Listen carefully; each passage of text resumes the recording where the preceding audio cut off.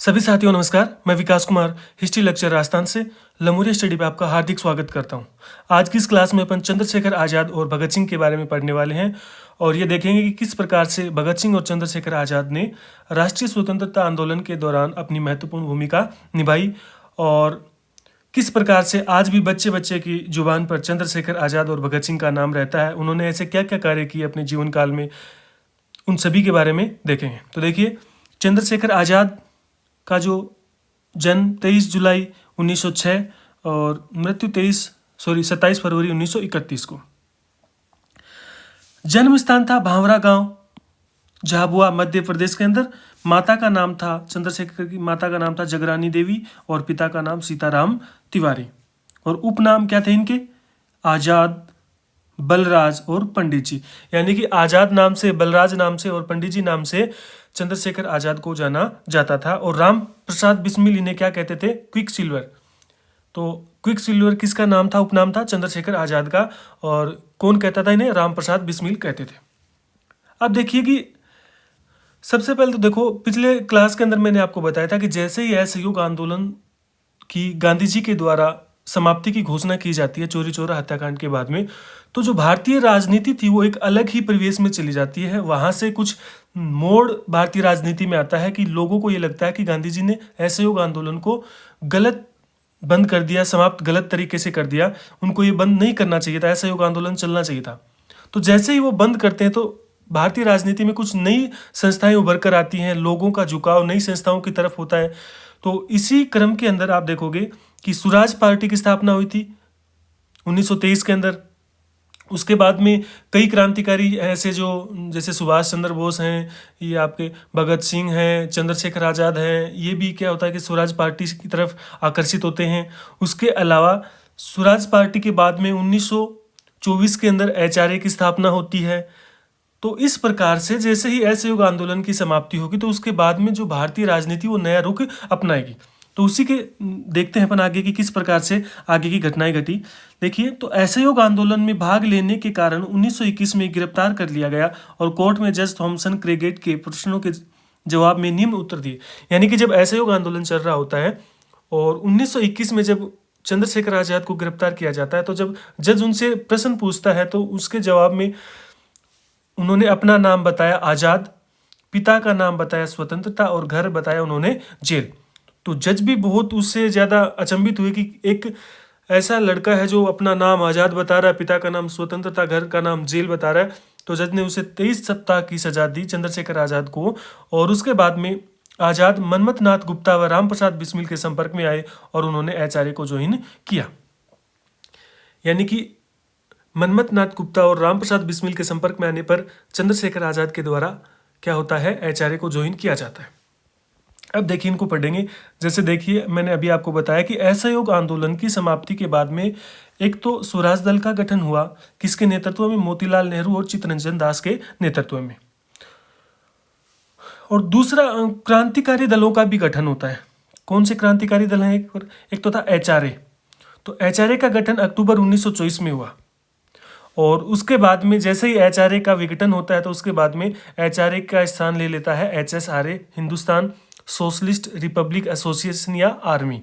HRA की full form है Hindustan Republic army या एसोसिएशन, हिंदुस्तान रिपब्लिक आर्मी या हिंदुस्तान रिपब्लिक एसोसिएशन। तो देखिए, 1924 में एचआरए की स्थापना हो रही है और 1928 में एचएसआरए की स्थापना हो रही है। अब यहाँ से जो क्वेश्चन आपसे पूछा जाएगा वो पूछा जाता है कि एचआरए का महत्वपूर्ण योगदान क्या रहा क्रांति के दौरान। तब आप कहते हो कि जो स्वतंत्रता आंदोलन था, तो उस स्वतंत्रता आंदोलन में एचआरए की तरफ से क्या किया गया था? काकोरी हत्याकांड। यानी कि जो 8 डाउन ट्रेन थी, 8 डाउन ट्रेन, और 9 अगस्त 1925 को 10 क्रांतिकारियों ने इस ट्रेन को लूटा था। तो ये जो घटना थी ये किससे मतलब कौन इसका नेतृत्व कर रहा था? तो एचआरए इसका नेतृत्व कर रही थी। अब बात करें कि एचआरए की स्थापना सचिंद्र सान्याल, राम प्रसाद बिस्मिल और योगेश चंद्र चटर्जी ने की। सचिंद्र सान्याल, राम प्रसाद बिस्मिल और योगेश चंद्र चटर्जी के द्वारा एचआरए की स्थापना होती है। तो ये तो सीनियर लीडर होते हैं और धीरे धीरे उनके साथ में जो युवा जो आपके क्रांतिकारी होते हैं जैसे भगत सिंह, सुखदेव, चंद्रशेखर आजाद, भगवती चरण बोहरा, शिव वर्मा, ये सभी भी क्या होते हैं इस संस्था से जुड़ जाते हैं। एचएसआरए की स्थापना 1928 में होती है, सितंबर 1928 में। तो एचएसआरए के द्वारा 3 जो काम थे वो बड़े लेवल पर किए गए। एक तो था सैंडर्स हत्याकांड, जिसको अपन ने पीछे भी पढ़ा लाला लाजपत राय के अंदर कि सैंडर्स हत्याकांड। उसके बाद में दूसरा जो होता है वो असेंबली बम कांड। और तीसरा जो काम होता है वो होता है कि चंद्रशेखर आजाद के नेतृत्व में जो लॉर्ड इरविन जब रेल के अंदर बैठ के जा रहे थे तो उस रेल को उड़ाने का प्रयास किया गया था। तो 3 काम इंपॉर्टेंट है एचएसआरए के। और एचआरए का एक इंपॉर्टेंट काम आपको याद रखना है, काकोरी कांड। अब देखिए यहाँ से याद कैसे करना आपको एचआरए। जो काकोरी कांड हुआ था उसमें क्या होता, ट्रेन का नाम था 8 डाउन ट्रेन, 9 तारीख थी, 10 क्रांतिकारी थे, 8, 9, 10, ठीक है ना, 8, 9, 10, 8 डाउन ट्रेन है, 9 तारीख है 9 अगस्त 1925, और कितने क्रांतिकारी थे वहां पर, 10 क्रांतिकारी थे। अब देखिए सैंडर्स हत्याकांड के बाद में कौन सा केस चलाया जाता है, दूसरा लाहौर षड्यंत्र केस, द्वितीय लाहौर षड्यंत्र केस। देखिए पहला लाहौर षड्यंत्र केस जब हम रास बिहारी बोस को पढ़ेंगे उस समय पढ़ेंगे, जो गदर षड्यंत्र से संबंधित था 1915 के अंदर। तो लाहौर षड्यंत्र केस चला और इस षड्यंत्र केस के अंदर भगत सिंह, सुखदेव और राजगुरु को क्या दी गई थी, फांसी दी गई थी। असेंबली बम कांड में भगत सिंह और बटुकेश्वर दत्त ने क्या किया था, असेंबली जब चल रही थी तो वहां पर बम फेंका था, तो उन्हें इस असेंबली बम कांड के अंदर उन्हें आजीवन कारावास की सजा दी गई थी। तो यहां से अपने को एचआरए और एचएसआरए दोनों को पढ़ना है।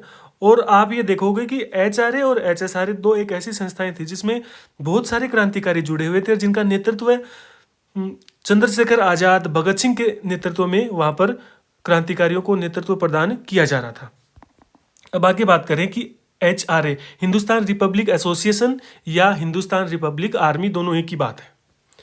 अब देखिए यहाँ पर एचआरए का जो उद्देश्य था वो क्या था, कि जब 1924 में, अक्टूबर 1924 में एचआरए को गठित किया गया तो उसका जो उद्देश्य था वो था कि संघीय गणतंत्र की स्थापना करना, जिसका मुख्य आधार क्या हो, वयस्क मताधिकार हो। यानी कि संघीय गणतंत्र की स्थापना हम करेंगे और जिसका मुख्य आधार होगा वयस्क मताधिकार।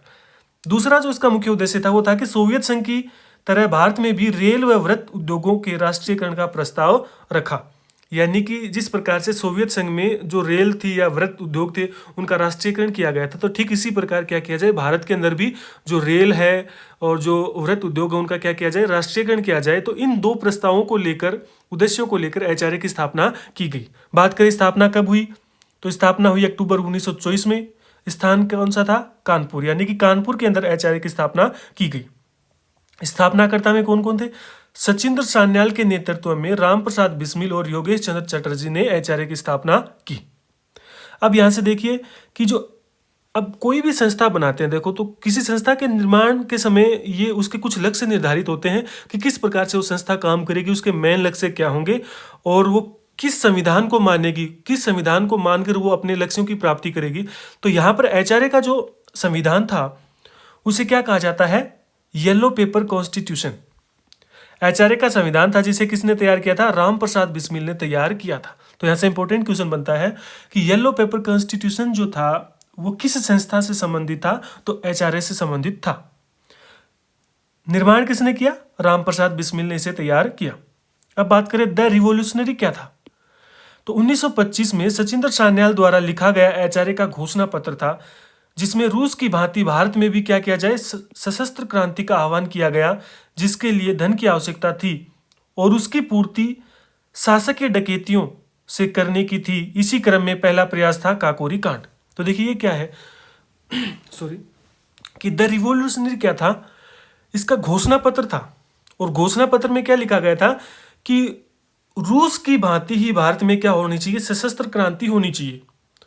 और देखिए अगर सशस्त्र क्रांति होगी तो शस्त्रों को लाने के लिए या उनके निर्माण के लिए या विदेशों से मंगवाने के लिए क्या होगा कि धन की आवश्यकता होगी।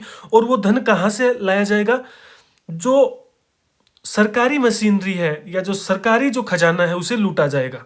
और उसी क्रम में जो एचआरए की जो पहली घटना थी वो कौन सी थी, काकोरी कांड। देखिए यहां पर इन्होंने साफ साफ कहा कि हम केवल व्यक्तिगत किसी को नहीं लूटेंगे, जो शासक की संपत्ति है, जो सरकारी संपत्ति है, सरकारी खजाना है, उसे ही लूटेंगे। तो एचआरए के सदस्य के रूप में चंद्रशेखर आजाद को वित्त व्यवस्था करने की जिम्मेदारी दी गई। यानी कि चंद्रशेखर आजाद साहब को यह कहा गया कि आपको काम करना है, कि आपको वित्त की व्यवस्था करनी है, पैसे की व्यवस्था करनी है। और वो पैसे की व्यवस्था उन्होंने किस प्रकार से की, काकोरी कांड को अंजाम देकर। तो देखिए काकोरी कांड क्या था कि 8 डाउन ट्रेन, जो सहारन से लखनऊ जाती थी। काकोरी कहाँ पर है? यूपी के अंदर। तो देखिए 9 अगस्त 1925 को सहारनपुर से लखनऊ जाने वाली ट्रेन को, 8 डाउन ट्रेन को 10 क्रांतिकारियों ने लूटा और कहते कि वहाँ पर इसमें शायद लगभग 4600 रुपये के आसपास वहाँ से उनको मिले थे। तब इस ट्रेन को लूटा और लूटने के बाद में चंद्रशेखर तो फरार हो जाते हैं और कुछ जो आपके ये क्रांतिकारी थे इनको गिरफ्तार कर लिया जाता है और गिरफ्तार करके उनके ऊपर जांच कमेटी गठित की जाती है और जिसका नेतृत्व कौन करता है? हार्टन। यानी कि काकोरी कांड की जो जांच कमेटी गठित की गई थी वो किसकी अध्यक्षता में गठित की गई थी? हार्टन की अध्यक्षता में गठित की गई, जिसे हार्टन समिति कहा गया। और सरकार की तरफ से जो सरकारी वकील थे वो कौन थे? जगत नारायण मुल्ला थे। और क्रांतिकारियों की तरफ से गोविंद वल्लभ पंत की अध्यक्षता में कमेटी गठित की गई। तो हार्टन समिति का गठन काकोरी कांड की जांच से है और सरकारी वकील थे जगत नारायण मुल्ला और क्रांतिकारियों की तरफ से गोविंद वल्लभ पंत की अध्यक्षता में कमेटी गठित की गई।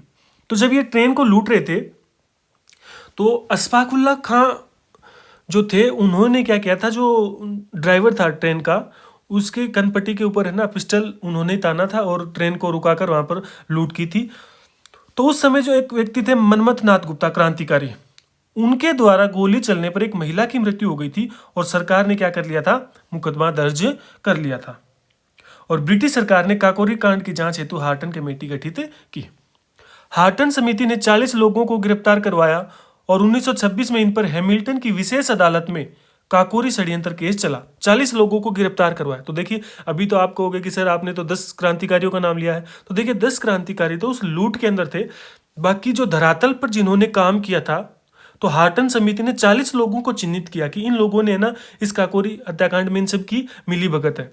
तो 40 लोगों को गिरफ्तार करवाया और 1926 में उन पर हैमिल्टन की विशेष अदालत में क्या हुआ? काकोरी षड्यंत्र केस चला और 40 में से 21 लोगों को सजा सुनाई गई, जिनमें से कुछ को फांसी दी गई, कुछ को काला पानी की सजा दी गई, कुछ को 14 वर्ष की सजा। ठीक है, तो अलग अलग इनको सजाएं दी गई, जिनमें से आपको ये याद रखना कि बहुत इंपॉर्टेंट है कि राजेंद्र लाहिड़ी, इनको गोंडा जेल भेजा गया और वहां इनको फांसी दी गई 17 दिसंबर 1927 को।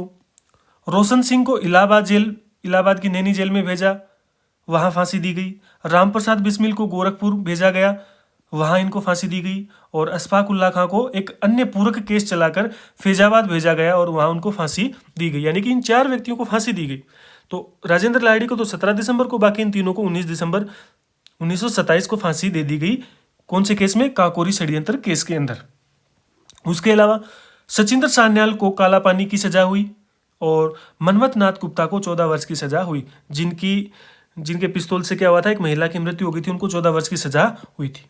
तो देखिए ये ऐसा समय था कि असहयोग आंदोलन के बाद में एक नवीन ऊर्जा, जो नवयुवक थे भारत के, उन्होंने एक नवीन ऊर्जा के साथ में क्या किया था कि स्वतंत्रता आंदोलन में अपनी भागीदारी निभाई थी। और इस शुरुआती दौर के अंदर उनका मानना था कि क्रांति जो होगी या किस प्रकार से होगी, सशस्त्र क्रांति होनी चाहिए और इन्हीं तरीकों का उन्होंने उपयोग किया था। अब देखिए काकोरी षड्यंत्र के बाद में आजाद व भगत सिंह के नेतृत्व में HSRA का गठन किया गया। अब जैसे ही इन क्रांतिकारियों को पकड़ा जाएगा तो HSRA क्या हो जाएगी? विघटित हो जाएगी, खत्म हो जाएगी। तो इस षड्यंत्र के बाद में आजाद और भगत सिंह के नेतृत्व में HSRA का गठन किया गया। यानी कि ये HSRA का ही एक क्या था? संगठित रूप था। एस का मतलब है यहाँ पर सोशलिस्ट यानी कि समाजवादी। तो HSRA का मतलब क्या हुआ? हिंदुस्तान सोशलिस्ट रिपब्लिक एसोसिएशन या हिंदुस्तान सोशलिस्ट रिपब्लिक आर्मी, दोनों एक ही बात है। अब देखो HSRA का विघटन हो गया है, अब नई संस्था वो बना रहे हैं HSRA। तो HSRA जब बनाया गया तो 1928 में भगत सिंह ने दिल्ली के फिरोजशाह कोटला के अंदर है ना एक बैठक बुलाई और जिसके अंदर चंद्रशेखर आजाद तो शामिल नहीं हुए किन्हीं सुरक्षा कारणों से, लेकिन 4 प्रांतों के 10 प्रतिनिधियों ने वहां भाग लिया। तो देखिए कि 9 से 10 सितंबर 1928 को भगत सिंह ने दिल्ली के फिरोजशाह कोटला मैदान में एक बैठक बुलाई जिसमें आजाद शामिल नहीं हो पाए, लेकिन 4 प्रांतों के 10 प्रतिनिधियों ने भाग लिया। राजस्थान से भाग लेने वाले कौन थे? कुंदन लाल। ये आपको अच्छे से याद करना पड़ेगा कि राजस्थान से किसने भाग लिया? कुंदन लाल ने भाग लिया। वो 4 प्रांत कौन से थे? संयुक्त प्रांत, ठीक है, पंजाब, बिहार और राजस्थान। अब देखिए ये जो बैठक बुलाई गई इसमें कुछ निर्णय लेने थे इनको। तो उन्होंने क्या निर्णय लिया कि भाई एक तो जो हम सशस्त्र क्रांति की बात कर रहे हैं तो हमें क्या आना चाहिए? बम बनाना आना चाहिए और इसलिए इन्होंने क्या कहा कि बम बनाने के लिए हम क्या करेंगे कि कलकत्ता से यतीन्द्रनाथ बोस को बुलाया जाएगा। यतीन्द्रनाथ बोस को बुलाएंगे, बम बनाना सीखेंगे। उसके अलावा इन्होंने क्या कहा कि साइमन कमीशन के विरोध में जब लाठीचार्ज किया गया तो वहां पर लालाजी की मृत्यु हो गई थी, तो उनकी मौत का बदला लिया जाएगा। ये सारे जो निर्णय हैं वो इस बैठक में लिए गए। तो एचएसआरए की स्थापना कब की गई? 10 सितंबर 1928 को दिल्ली के फिरोज शाह कोटला मैदान के अंदर एचएसआरए की स्थापना की गई। मुख्यालय कहाँ रखा गया इसका? झांसी में रखा गया, जिसे बाद में कहाँ स्थानांतरित कर दिया गया? आगरा स्थानांतरित कर दिया गया। जो इनका मुख्यालय था, हेडक्वार्टर था, हेडक्वार्टर का मुखिया बनाया गया कुंदनलाल को और प्रधान सेनापति बनाया गया चंद्रशेखर आजाद को।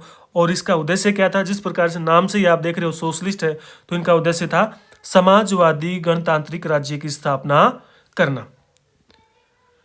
अब देखिए कि इन्होंने अपनी बातें बता दी हैं कि हमें बम बनाने के लिए यतीन्द्रनाथ बोस को लेकर आना है और लालाजी की हत्या का बदला लेना है। तो लालाजी की हत्या का बदला किस रूप में लिया गया? सैंडर्स हत्याकांड। एचएसआरए के सदस्यों ने लालाजी की मृत्यु का बदला लेने के लिए सैंडर्स को मारने की योजना बनाई और जयगोपाल की गलत पहचान के कारण भगत सिंह राजगुरु ने 17 दिसंबर 1928 को सैंडर्स को मौत के घाट उतार दिया। और किसके स्थान पर? स्कॉट के स्थान पर। जब लाठीचार्ज करवाया गया था लाहौर के अंदर, तो लाठीचार्ज कराने वाले व्यक्ति का नाम था स्कॉट। लेकिन जयगोपाल की गलत पहचान के कारण स्कॉट की जगह कौन मारा जाता है? सैंडर्स मारा जाता है। सैंडर्स का जो रीडर था चंदन सिंह, उसको आजाद ने मार दिया और सभी फरार हो गए। आजाद ने बलराजगुप्त नाम से एक पैम्पलेट जारी किया और सैंडर्स की हत्या को सही ठहराया। अब देखिए, जैसे ये यहाँ से फरार होते हैं तो एक क्रांतिकारी होते हैं भगवती चरण बोहरा, और उनकी पत्नी क्रांति जो स्वतंत्रता आंदोलन होता है उसके अंदर दुर्गा भाभी के नाम से जानी जाती है, तो दुर्गा भाभी उनको शरण देती है उस समय।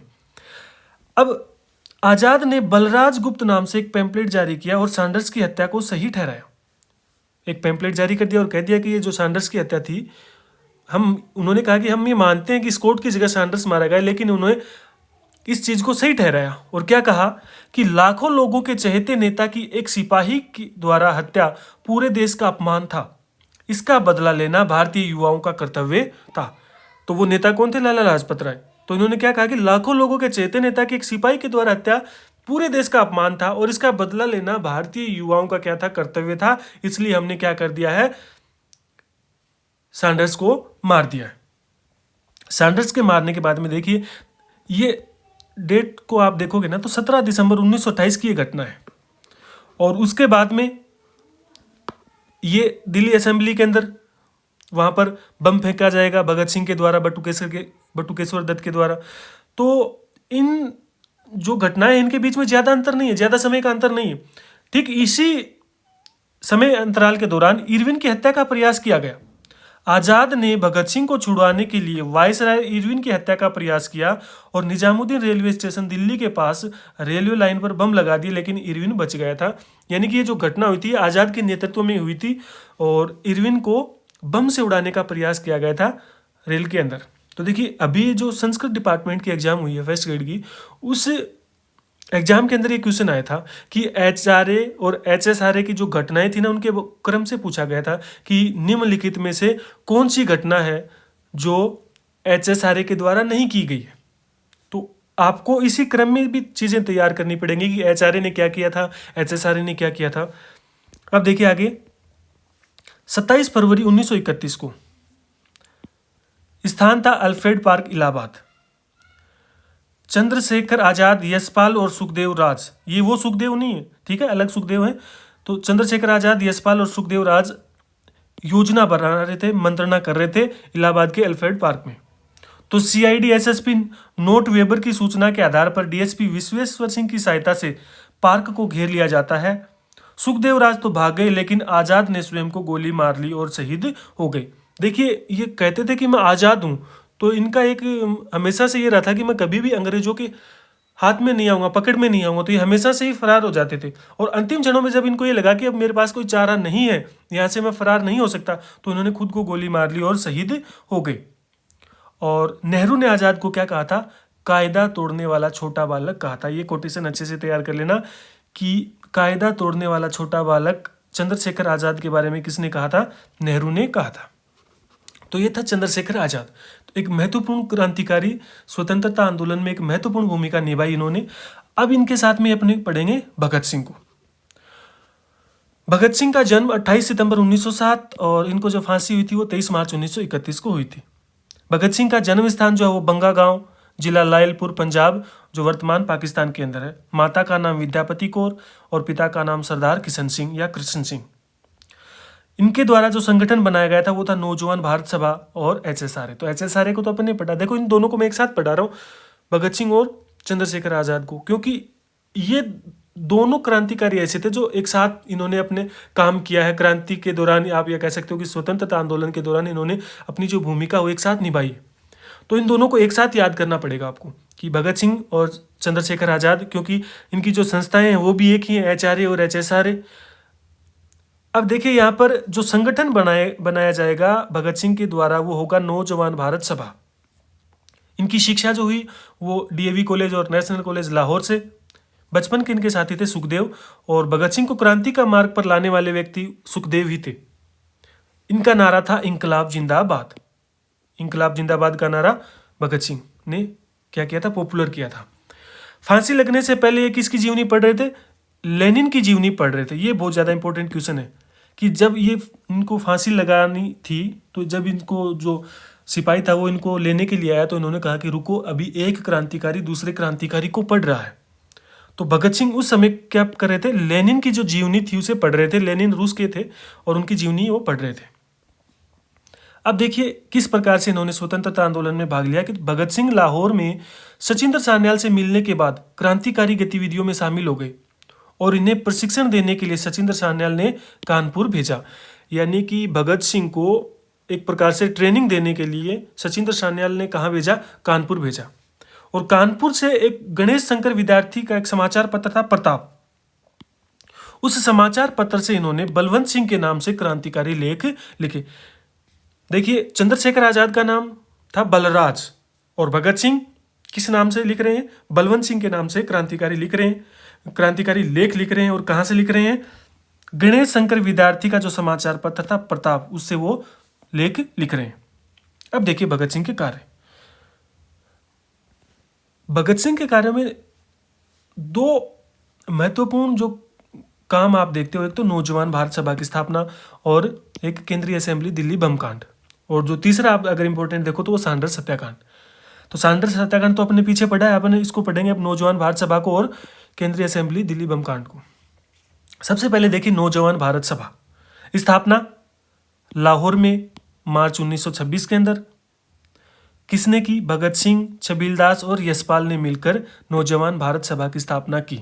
और ये जो नौजवान भारत सभा थी इसको बनाने की प्रेरणा भगत सिंह को कहाँ से मिली? मेजिनी की यंग इटली से प्रभावित होकर। देखिए इटली के अंदर जब इटली का एकीकरण हो रहा था तो वहाँ पर एक व्यक्ति थे मेजिनी। उन्होंने इटली के अंदर एक संस्था का निर्माण किया था जिसका नाम था यंग इटली। और इसी से प्रेरित होकर भगत सिंह भारत में क्या कर रहे हैं? नौजवान भारत सभा की स्थापना कर रहे हैं। यानी कि जो उस समय के जो नौजवान युवा थे उनके अंदर किस प्रकार से राजनीतिक जागृति उत्पन्न की जाए, राजनीतिक शिक्षा किस प्रकार से दी जाए, इसके लिए उन्होंने क्या किया? नौजवान भारत सभा की स्थापना की। अब इसका उद्देश्य क्या था? ग्रामीण मजदूर व किसानों को संगठित करके पूर्ण स्वतंत्र राज्य की स्थापना करना। तो देखिए भगत सिंह इस समय के दौरान, देखिए भगत सिंह पर कई इतिहासकारों के द्वारा या कईयों के द्वारा ये तथ्य या आरोप कह सकते हो आप लगाया जाता है कि वे एक प्रकार से क्या थे? उग्र विचारधारा के व्यक्ति थे। वे सशक्त क्रांतिकारी थे। सशस्त्र वो क्या कर रहे थे? सशस्त्र क्रांति के दौरान वो क्या करना चाहते थे? स्वतंत्रता प्राप्त करना चाहते थे। लेकिन जैसे जैसे अपन भगत सिंह को पढ़ते हैं ना तो उनके बारे में सारी विचारधाराएं बदल जाती हैं। किस प्रकार से? कि जब वो नौजवान भारत सभा की स्थापना कर रहे होते हैं तो सोच के देखिए वो उसका उद्देश्य क्या होता है? ग्रामीण मजदूर व किसानों को संगठित करके पूर्ण स्वतंत्र राज्य की स्थापना करना। दूसरा वो क्या कर रहे हैं? युवाओं में देशभक्ति की भावना जगाना और संप्रदायवाद का विरोध करना। तो एक प्रकार से उनका जो मानना था वो था कि हम जो पूरा का पूरा जो वर्ग है, चाहे वो किसान वर्ग हो चाहे वो मजदूर वर्ग हो, उनको साथ में लेकर ही क्या कर सकते हैं, हम स्वतंत्रता प्राप्त कर सकते हैं, न कि कोई हथियार चलाकर स्वतंत्रता प्राप्त कर सकते हैं। तो इसी क्रम में उन्होंने नौजवान भारत सभा की स्थापना की थी। और नौजवान भारत सभा ने क्या किया था, काकोरी दिवस मनाया था और रूसी मित्रता सप्ताह दिवस मनाया, या रूसी मित्रता सप्ताह मनाया। ये बहुत ज़्यादा इंपॉर्टेंट है कि भारतीय स्वतंत्रता आंदोलन के समय किस संस्था के द्वारा काकोरी दिवस और रूसी मित्रता सप्ताह मनाया गया, तो नौजवान भारत सभा के द्वारा। अब इनके जो उद्देश्य थे ना, ग्रामीण मजदूर और किसानों को संगठित करके पूर्ण स्वतंत्र राज्य की स्थापना करना, तो इन्हीं उद्देश्यों के आधार पर इन क्या माना गया, साम्यवादी माना गया। और ये कहा गया, अब इन पे आरोप भी लगता है कि जो भगत सिंह थे वो एक प्रकार से साम्यवाद की ओर आकर्षित हो गए थे। साम्यवाद का मतलब होता है कि जो गरीब तबका है, जो मजदूर वर्ग है, वही क्या करेगा, क्रांति का नेतृत्व करेगा, देश को भी वही चलाएंगे। तो इन्हीं के उद्देश्यों के आधार पर ये जो नौजवान भारत सभा है, इसको साम्यवादी संस्था माना गया। और जो भगत सिंह थे उनको भी क्या माना गया, साम्यवादी माना गया। अब देखिए यहाँ पर जब धार्मिक होने के कारण भगत सिंह ने एलएलआर का विरोध किया था, लाला लाजपत राय का। देखिए 1924 के बाद जो लाला लाजपत राय थे, वो उनकी जो राजनीति थी, कहते हैं कि उनकी जो राजनीति में सांप्रदायिकता दिखने लगी थी, वो सांप्रदायिकता के आधार पर थोड़ा सा राजनीति करने लगे थे। तो जब लाला लाजपत राय धार्मिक हो गए थे, तो भगत सिंह ने इस चीज का विरोध किया था। और जवाब में लाला जी ने क्या कहा था, भगत सिंह को रूस का एजेंट बताया और कहा कि भगत सिंह मुझे क्या बनाना चाहते हैं, लेनिन, जो कि क्या था, रूसी नेता था। तो लाला लाजपत राय ने भगत सिंह पर यह आरोप लगाया कि भगत सिंह मुझे क्या करना चाहते हैं, लेनिन बनाना चाहते हैं। तो देखिए यहाँ पर जो बातें हैं, एक तो साम्यवाद का नाम आ रहा है, अभी समाजवाद का नाम आएगा। तो इन्हीं विचारधाराओं से भगत सिंह एक प्रकार से आप कह सकते हो कि जब वो ग्रामीण मजदूर किसान की बात कर रहे हैं, तब वो क्या कर रहे हैं, एक प्रकार से साम्यवाद को अपने अंदर लेकर चल रहे हैं। अब धीरे धीरे उनकी विचारधाराएं जब वो और पढ़ेंगे, समाजवादी लेखकों को पढ़ेंगे, तो उनकी विचारधारा में फर्क आएगा, फिर वो समाजवादी विचारधारा को मानेंगे। और एक प्रकार से आप कह सकते हो कि भगत सिंह जो थे, उन्होंने समाजवाद को ही क्या बनाया था, अपना आधार बनाया था। और वो ये चाहते थे कि जो भारतीय हैं, और या जो स्वतंत्रता भारत को मिलनी चाहिए, वो समाजवाद के जरिए मिलनी चाहिए, जिसके अंदर क्या होना चाहिए, लोगों की भागीदारी ज़्यादा से ज़्यादा होनी चाहिए। सैंडर्स सत्याकांड देखेंगे तो देखिए पीछे भी पढ़ा था अपन ने कि सैंडर्स सत्याकांड क्या था, कि 17 दिसंबर 1928 को भगत सिंह, राजगुरु चंद्रशेखर आजाद और सुखदेव ने क्या किया था, सैंडर्स को मार दिया था। पहली गोली चलाई गई थी राजगुरु के द्वारा।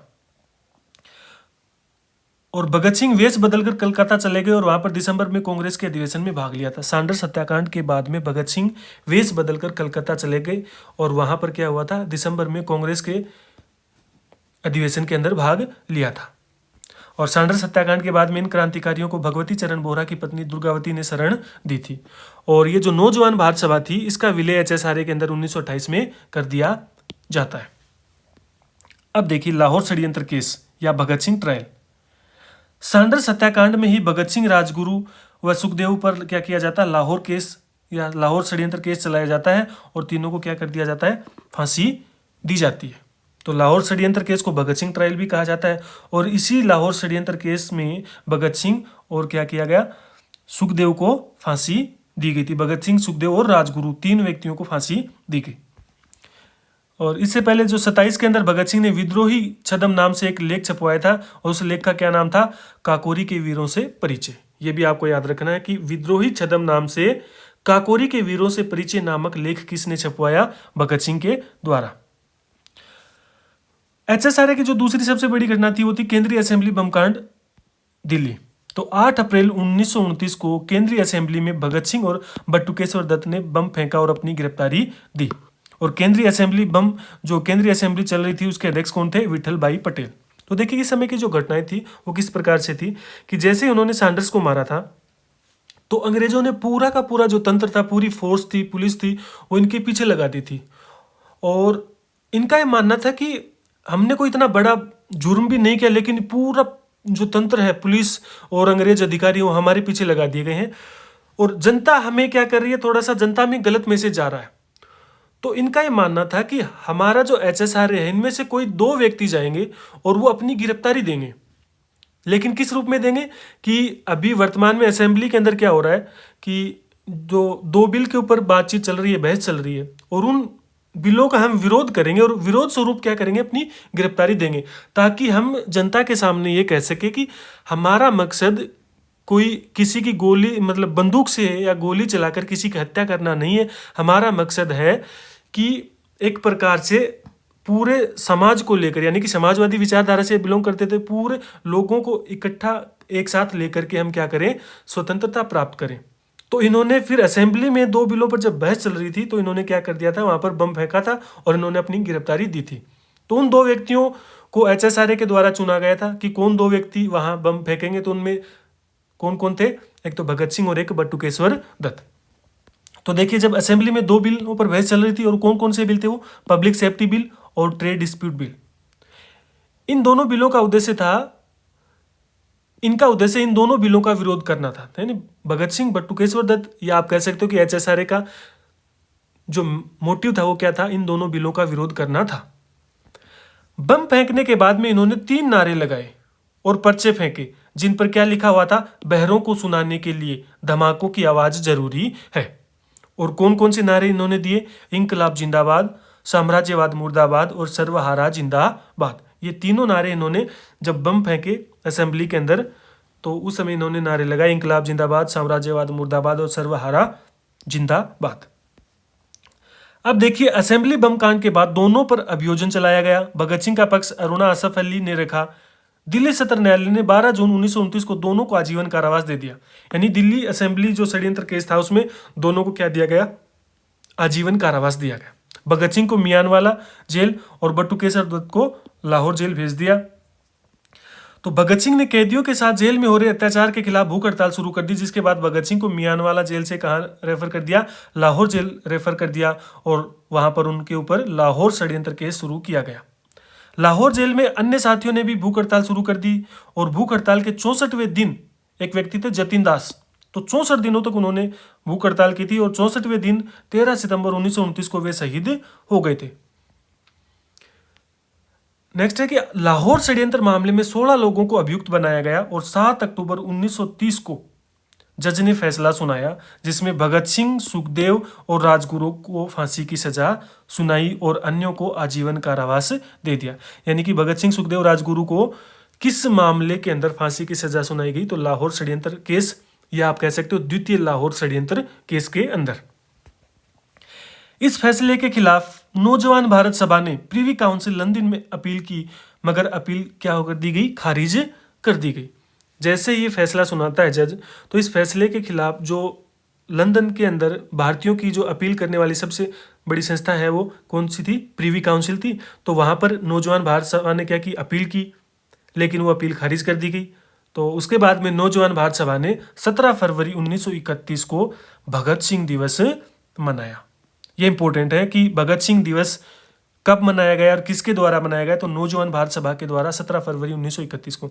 देखिए हो सकता है कि लेक्चर थोड़ा लंबा हो जाए, लेकिन आप ये समझो कि ये जो क्रांतिकारी थे ना अपने देश के, ये पता नहीं इनमें इतना जज्बा कहाँ से आता होगा। सोच के देखो आप कि आज अपन ऐसे जी रहे हैं, और क्या मतलब कौन सी किताब पढ़ें, किस प्रकार से सिलेक्शन ले रहे हैं, ऐसी बातों को अपन सोच रहे हैं। इन्हीं बातों को लेकर अपना पूरा टाइम चला जाता है, पूरा टाइम खराब हो रहा है। लेकिन सोच के देखिए कि ऐसे क्रांतिकारी थे जो छोटी छोटी उम्र में 20, 22, 23, 24 की उम्र के अंदर इन्होंने किस प्रकार से अपने प्राणों की आहुति दी। आज भी जब इनकी जीवनियाँ पढ़ते हैं, अपन इनके बारे में पढ़ते हैं, तो आदमी के रोम रोम खड़े हो जाते हैं कि किस प्रकार से। सोच के देखिए भगत सिंह एक 22-23 साल का लड़का, और क्या कर रहा है, लेनिन को पढ़ रहा है। कहाँ का लेनिन, रूस का लेनिन, उसको पढ़ रहा है। इटली की बातें वो पढ़ रहा है, मेजिनी को पढ़ रहा है, और उनको पढ़कर नई नई संस्थाओं का निर्माण कर रहा है। और इस छोटी सी उम्र के अंदर वो व्यक्ति क्या कर रहा है कि जो और नौजवान है उनको प्रेरित कर रहा है कि किस प्रकार से अंग्रेजों को बाहर से खदेड़ा जाए। तो ये ऐसे क्रांतिकारी थे जिनको भारत का बच्चा है ना जानता है, और नहीं जानता वो जानने को उत्सुक रहता है कि किस प्रकार से इन्होंने अपने जीवन के छोटे से जीवन में किस प्रकार से इन्होंने क्रांति का नेतृत्व किया था, स्वतंत्रता आंदोलन का नेतृत्व किया था। तो हो सकता है कि वीडियो लंबा होगा, लेकिन आपको धैर्य से सुनना है। और हाँ, इन चीज़ों को मैं अभी याद करवा दूंगा लास्ट के अंदर, क्या करूँ, छोटी सी ट्रिक के द्वारा ना सारी चीज़ें आपको याद करवा दूंगा। तो देखिए, अब 17 फरवरी 1931 को भगत सिंह दिवस मनाया। 23 मार्च 1931 को लाहौर के सेंट्रल जेल में भगत सिंह, राजगुरु, सुखदेव को फांसी दे दी गई। और इसी क्रम में आपको ये भी पता होगा कि जब गांधी इरविन समझौता होता है 5 मार्च 1931 को, तो कहा जाता है कि गांधी जी ने वहाँ पर इनकी रिहाई की मांग नहीं उठाई। तो उसके बाद में गांधी जी को भी भारतीय जनता की तरफ से, जब वो कराची अधिवेशन के अंदर गए थे, तो वहाँ पर उनको काले झंडे दिखाए गए थे। इसके बाद फिरोजपुर में सतलज नदी के किनारे इनका दाह संस्कार कर दिया गया। तो भगत सिंह, सुखदेव, राजगुरु को लाहौर षड्यंत्र केस के अंदर फांसी हुई और 23 मार्च 1931 को, और कहते हैं कि ये जो डेट थी ये 22 मार्च निर्धारित की गई थी, 24 मार्च निर्धारित की गई थी, लेकिन एक दिन पहले इनको फांसी दी गई, क्योंकि इनको अंग्रेजों को डर था कि क्या पता जनता भड़क जाए, क्या होगा, कैसे होगा, इसलिए उन्होंने 24 तारीख की जगह 23 मार्च को इनको फांसी दे दी। अब जब इनको फांसी दे दी और इनका दाह संस्कार फिरोजपुर में कर दिया सतलज नदी के किनारे, तो अभी कुछ कोटेशन है वो आपको याद रखने पड़ेंगे कि जेएल नेहरू ने क्या कहा था, जवाहरलाल नेहरू ने, कि भगत सिंह जिंदाबाद और इंकलाब जिंदाबाद का एक ही अर्थ है। यानी आप चाहे भगत सिंह जिंदाबाद कहो या इंकलाब जिंदाबाद कहो, दोनों का मतलब क्या है, एक ही। गांधी जी ने क्या कहा, किसी भी व्यक्ति के जीवन के साथ इतना अधिक रोमांच नहीं जुड़ा हुआ था जितना भगत सिंह के साथ जुड़ा था। यानी कि एक छोटी सी उम्र में ही उन्होंने इतना कुछ किया देश के लिए। तो गांधी जी का कथन था कि किसी भी व्यक्ति के जीवन के साथ इतना अधिक रोमांच नहीं जुड़ा था जो भगत सिंह के साथ जुड़ा हुआ था। अब देखिए, भगत सिंह के क्रांति संबंधी विचार आपको समझ में आना जरूरी है कि किस प्रकार के उनके विचार थे, क्या उनकी विचारधारा थी, किस विचारधारा को लेकर वो चल रहे थे। तो देखिए उनके क्या विचार थे क्रांति को लेकर, कि क्रांति बम व पिस्तौल की उपासना नहीं है। इसका मतलब क्या हुआ कि उनका मानना था कि बम और पिस्तौल से हम क्या नहीं कर सकते, क्रांति नहीं कर सकते, हमें विचारों में बदलाव लाना होगा, समाज को एक साथ इकट्ठा करना होगा। तो क्रांति बम व पिस्तौल की उपासना नहीं है। दूसरा कथन इनका क्या था कि क्रांति का तात्पर्य है कि जो अन्याय आधारित जो मौजूदा व्यवस्था है वो क्या होनी चाहिए, समाप्त होनी चाहिए। अगला कथन उनका है कि क्रांति की तलवार में धार वैचारिक पत्थर पर रगड़ने से ही आती है। ये थे भगत सिंह के क्रांति संबंधी विचार। अब इतनी छोटी सी उम्र में उन्होंने लेखन कार्य भी किए थे, और जिसमें थे उनका पहला जो आपको सबसे जो इंपॉर्टेंट है वो कौन सा है, कि मैं नास्तिक क्यों हूं, why I am an atheist. Second आपको याद करना है कि इंट्रोडक्शन टू द ड्रीमलैंड। और नेक्स्ट है द डोर टू डेथ, इनकी आत्मकथा थी कि मृत्यु के द्वार पर, the door to death. Next है द आइडियल ऑफ सोशलिज्म, यानी कि समाजवाद का आदर्श। और इसके अलावा पांचवी जो बुक है वो कौन सी है, the revolutionary movement of India. इसके अलावा देखिए कि भगत सिंह ने नौजवान भारत सभा की बैठकों में अपने राजनीतिक भाषण में जान डालने के लिए जादुई लालटेन का उपयोग किया। जादुई लालटेन क्या है कि उस समय ऐसे कोई टीवी वगैरह तो होते नहीं थे, तो वो चलचित्र चलाने की जो एक व्यवस्था होती थी वो क्या होती, जादुई लालटेन उसको कहा जाता था, कि चित्रों को दिखाकर क्या किया जाए, जो नौजवान थे उनको जागरूक किया जाए।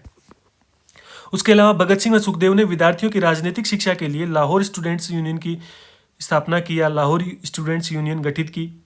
भगत सिंह ने समाजवाद पर बहुत अधिक साहित्य पढ़ा और वे लाहौर के द्वारकादास पुस्तकालय में घंटों समय व्यतीत करते थे। यानी कि एक प्रकार से लाइब्रेरी से उनको प्रेम हो गया था। तो जो लाहौर के अंदर द्वारकादास पुस्तकालय था उनमें वो घंटों समय व्यतीत करते थे और समाजवाद पर उन्होंने बहुत ज़्यादा साहित्य पढ़ा। तो अगर आपसे कोई विचारधारा के बारे में पूछा जाए तो आप बेहिचक कह सकते हो कि जो भगत सिंह थे उनकी विचारधारा कैसी थी, समाजवाद आधारित थी। उसके अलावा द लास्ट लीडर नामक एक प्रचार पुस्तिका से उन्होंने क्या किया था, जब लाला लाजपत राय की सांप्रदायिकता आधारित राजनीति थी उसकी आलोचना की थी। द लॉस्ट लीडर, ठीक है। अब देखिए इनको याद कैसे किया जाए। तो सबसे पहले देखिए इन चीज़ों को आप है ना समकालिक परिस्थितियों के साथ जोड़ना सीखिए कि भारतीय राजनीति के अंदर जो सबसे बड़ा बदलाव आ रहा है वो देखो कहाँ से कुछ घटनाएं नवीन मोड़ ले रही हैं। जैसे ही आप बात करोगे कि 1919 का जो समय था ना वो देखो कि एक तो रोलेट एक्ट आ रहा है, क्या आ रहा है, रोलेट एक्ट आ रहा है। उसके अलावा जलियांवाला बाग हत्याकांड हुआ है, जलियांवाला बाग हत्याकांड हुआ है। अब 1920 में क्या हो रहा है, असहयोग आंदोलन शुरू हो रहा है गांधी जी के द्वारा। और जैसे ही ये असहयोग आंदोलन स्थगित होगा, कौन सी घटना के दौरान? चौरी चौरा हत्याकांड के बाद में, तो एक बड़ा बदलाव आएगा। और उस बदलाव में आपने क्या देखा? एक तो स्वराज पार्टी की स्थापना हुई, मोतीलाल नेहरू और ML नेहरू, मोतीलाल नेहरू और चित्तरंजन दास के द्वारा, CR दास के द्वारा। एक तो स्वराज पार्टी की स्थापना होती है 1923 में। उसके अलावा HRA की स्थापना होती है 1924 में, HRA की स्थापना।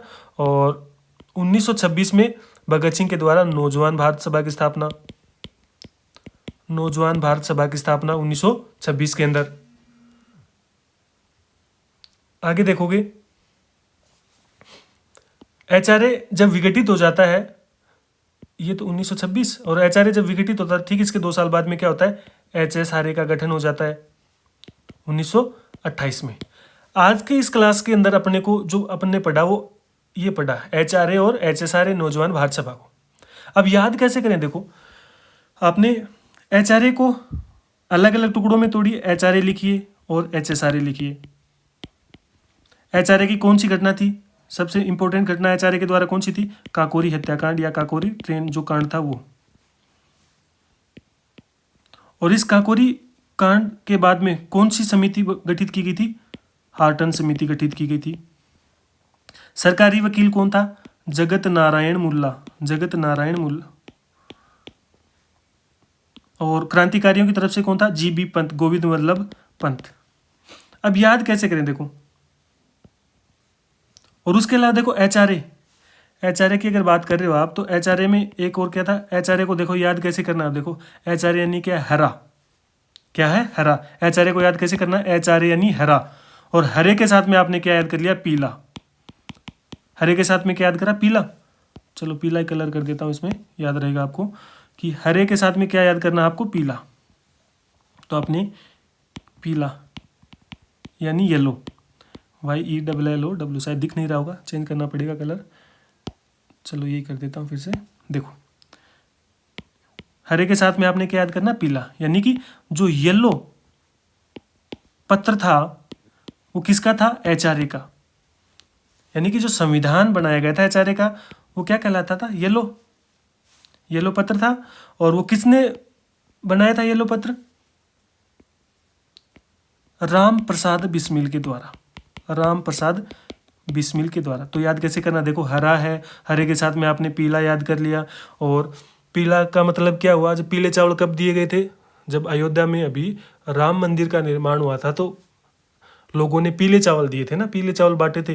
तो ऐसे याद करना आपको कि पीला जो है, येलो जो है, वो राम प्रसाद बिस्मिल के द्वारा तैयार किया गया। इसके अलावा एक और क्या था इनका? The revolutionary. ये क्या था? इनका घोषणा पत्र था, जिसको किसने बनाया था? राम प्रसाद बिस्मिल ने। किसने बनाया था? राम प्रसाद बिस्मिल नहीं, सचिंद्र सान्याल के द्वारा। ये घटना एक साथ याद हो गई, हरा पीला एक साथ याद हो गए। हरा पीला और पीले के साथ में आपने याद कर लिया कि पीले चावल बांटे राम मंदिर की स्थापना के समय, नहीं, राम प्रसाद बिस्मिल। और साथ में आपने याद रख लिया द रिवोल्यूशनरी। अब देखिए, हरा है। अब HRA की प्रमुख घटना कौन सी है? काकोरी कांड है। काकोरी से आपको याद रखना कंकर, ठीक है। और कंकर को क्या करना? आपको हटाना है। हटाने से याद हो जाएगा हार्टन। यानी काकोरी कांड की जो घटना के बाद में कौन सी समिति गठित की गई थी? Committee, Horton committee. तो कंकर को क्या करना है? हटाना है। कहाँ से हटाना है? पूरे जगत से हटाना है। कैसे याद करोगे? कंकर को हटाना है पूरे जगत से। तो जगत नारायण क्या हो जाएंगे? सरकारी वकील। और हटाकर क्या करना है? जेबी में डालना है पंत की। क्या करना है? पंत की जेबी में डालना है। यानी कि जगत से हटाने हैं आपको कंकर, और फिर कहां पर डालने? पंत की जेबी में डालने। तो जीबी का मतलब क्या हो जाएगा? गोविंद वल्लभ पंत। तो ये तो आपको यहां से याद हो जाएगा काकोरी हत्याकांड का। अब बात करें, देखो, भगत सिंह की बात करें कि भगत सिंह को किस प्रकार से तैयार करना है, याद करना आपको। भगत सिंह आपने कैसे याद करना है कि भगत सिंह क्या थे? छबीले नौजवान थे। भगत सिंह क्या थे? छबीले नौजवान। भगत सिंह क्या थे? छबीले नौजवान। तो देखो, छबीले से यहाँ पे आपको याद हो जाएगा, तो छबीलदास थे।